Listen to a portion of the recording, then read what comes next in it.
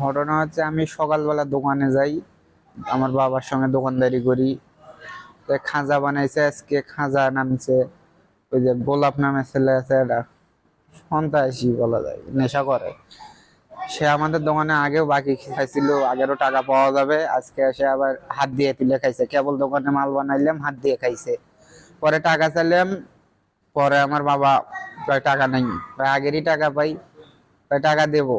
আব্বু কয়ে কেবল না মারলাম, বলতেছে নাই টাকা নেই, টাকা দিয়ে পাবো না।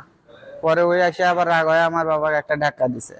আমি না পরে দুইজনকে ধাক্কা দিলাম, দুইজনকে সরিয়ে দিলাম। পরে আবার ধাক্কা দেখি, পরে না পরে আমি ওকে একটা ধাক্কা দিছি, আমরা দুইজনই কাঁদত করে যাই, ওইও আমাকে ধাক্কা দিছে।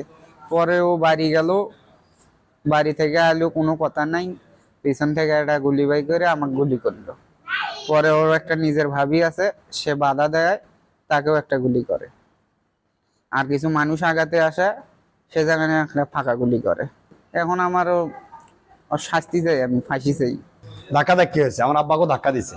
ধাক্কা দেওয়ানোর পরে ওই আমার ছোট ভাইটা যা ধাক্কা দিছে ওকে, গোলাপকে, গোলাপ আর কি পড়ে গেছে। পড়ে যাওয়ার পরে আমি বাড়িতে দিয়েছে, রাগ করে বাড়িতে যা ওই পিস্তল নিয়ে ডাইরেক্ট কোনো কথা নাই, ডাইরেক্ট আমার ছোট ভাই গুলি করছে।